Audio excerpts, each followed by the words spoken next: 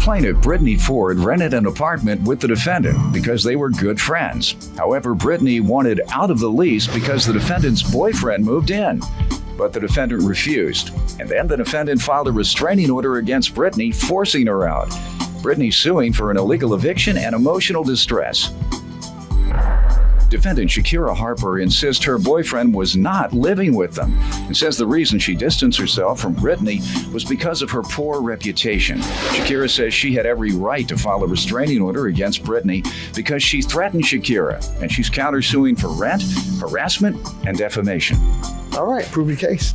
Okay, Your Honor, Shakira and I met in college in 2007. What college? Capital University. In 2009, we became really close friends from the point we did everything together. And at that time, her lease was up, so we decided to move in together December 18th, 2009. Prior to moving in, I had actually introduced her to her current boyfriend, Carlos, because he initially took a small interest in me. However, we weren't compatible, so I decided that they would be more compatible for each other. During the course— Is that true? No. She didn't introduce you to him? She did introduce me to him. That's what I'm asking about. Oh, yeah, that was true. That's true. All right. Go ahead. Okay, so while we were living there, things were fine. Late February, sometime after Valentine's Day, things started getting a little bit out of hand. Carlos was doing business in Cleveland, Ohio, so he would come stay on the weekends, which was fine. But once his business was complete, he started staying at our house more frequently. It turned into a couple of nights to every single day. And he has a 2-year-old son. And every day? Yeah, every day he was at our house. Sure, Your Honor. Okay. So his 2-year-old son would come stay sometimes too during the week. And they were living there. He began purchasing items for the house, like video games, TVs. He had food in the refrigerator. He's kind of arrogant. He's rude, and he's very condescending when he's talking to people. And we just clash. So the problem generated from him? Yes. Okay, let me hear from her before we go any further. Ma'am, you want to give me some background? Okay, she stated that he was living there. He wasn't. He did visit on the weekends. When he was done with Cleveland, he stayed maybe a couple nights a week. He wasn't there every day. He did have food there. It was food that I purchased. And the only reason why it was his food was because they liked the same things. So in order to make sure that she didn't eat the stuff that I bought for him, I wrote his name. He gave me money to go towards a TV. He gave me like $500. TV costs way more than that. So he gave me money towards a television. And I wanted a Wii, so he bought a Wii for me.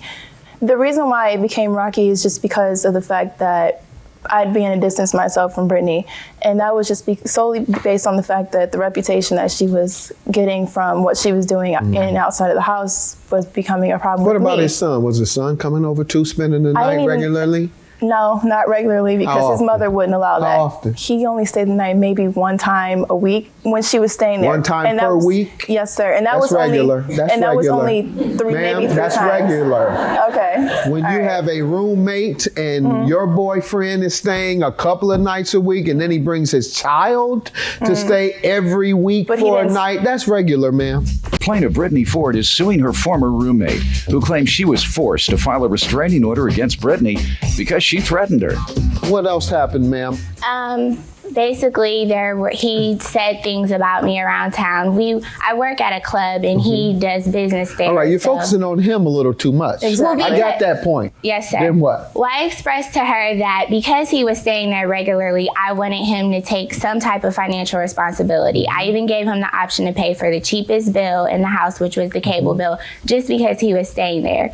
He initially had no problem with it, but Shakira declined the offer because she said it wasn't his responsibility to pay for things in our home. So did he pay for anything? No. And what led to the eviction? The eviction. April 9th, I had approached Shakira and Carlos saying that because of everything that had happened, I was uncomfortable in the living situation. I told Shakira that I wanted to move out. She said the only way that she would sign me off the lease is if I paid for the remaining amount of our lease, which was 10 months, and my portion was $400 a month, so it equaled to $4,000. All right. Ma'am? Okay. The reason why she wanted to move out, that she expressed to me that day, was because I unfollowed her on Twitter. So I wasn't reading what she was saying every day. She said that was a problem, that was really immature, and that she didn't want to deal with me anymore. So I was like, all right, well, I don't want to make you feel uncomfortable, so you can leave.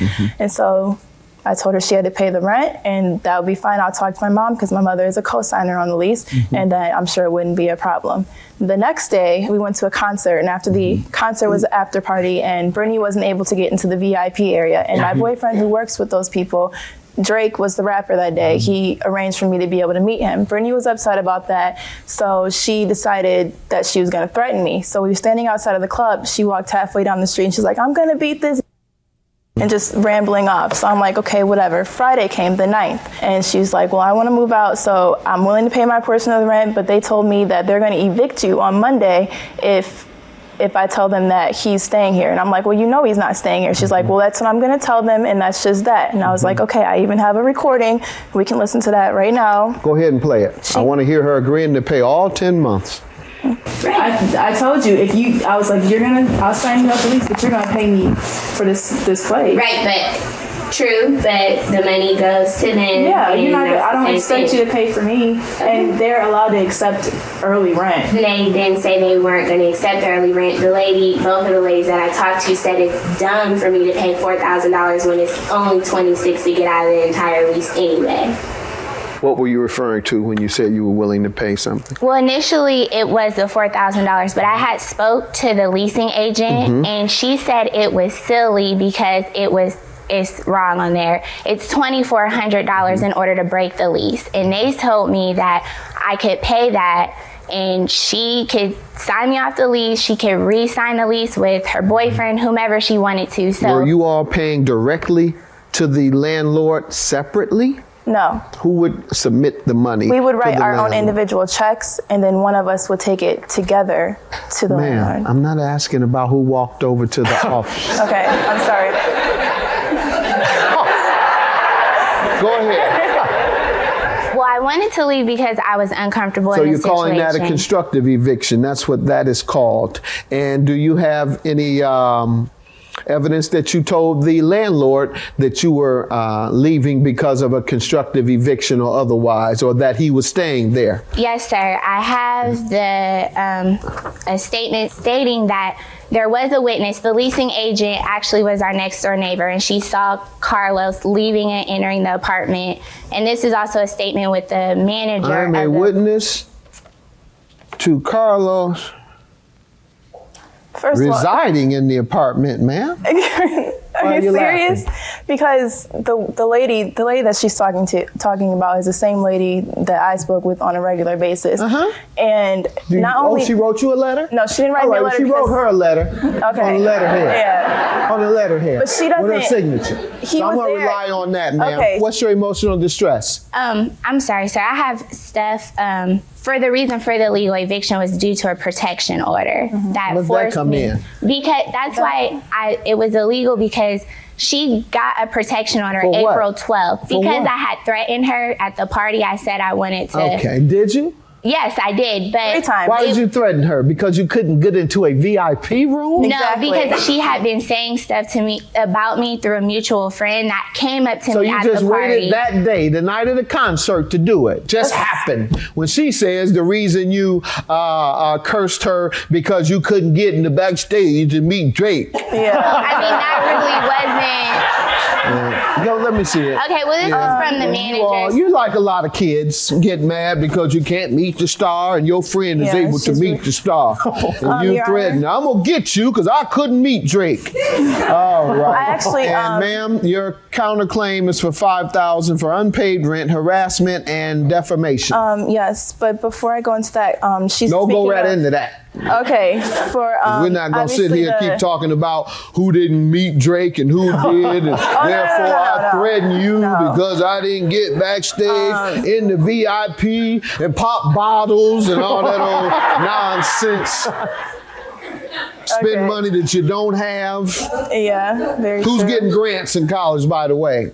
I have a couple of You grants, are? Yeah. All right, federal government. So you popping bottles on my tax dollars. I don't pop bottles. Going to see Drake. Go ahead. She owes me for rent because Brittany agreed that she was going to leave that Monday, April 12th, which is the day that I got the CPO. The reason why I got the CPO is so that when she left, she would have no reason to come back, and so that I wouldn't have to keep looking over my shoulder, because she didn't just threaten me at one time. She admitted to threatening you, ma'am. Yes, she threatened me 3 different times. Did you go to the police? Yes. By the way, let me see. What do you mean, the Let me see. police? Did you go to the police? When somebody threatened you, you go to the police. No. Okay, let's get back to the rent, ma'am. You say Okay. she owes you because she agreed to pay? Yes, she agreed to pay the $4,000. And your harassment is for what? All the threats, like she's been threatening me on Twitter. She threatened you more?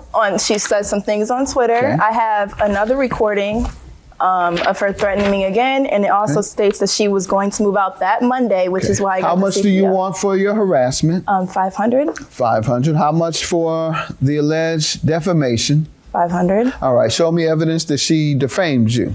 I don't have physical evidence Okay. in You have regards to that gossip. now. Basically, yeah. Oh, I'm going to conclude that this gentleman, you claim he wasn't a resident, but indeed the apartment claims he was. He was liable for that rent. So you don't get a dime in rent, and I'm going to grant you the harassment of $500 for her threatening you and for the other things I've heard. And I'm going to grant you, ma'am, the illegal eviction. I'm going to conclude that that was constructive eviction. The landlord says she moved him in, witnessed it. But he wasn't $2,000 living for the there. plaintiff for the illegal eviction. $500 for you. Have a good day. Yeah.